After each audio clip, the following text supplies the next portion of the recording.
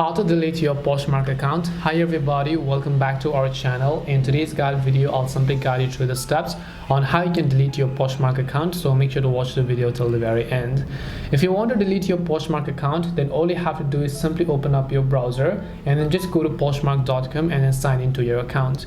Then once you've done that, just tap the profile icon or the account icon from the top right hand side, and then you simply want to go to account settings.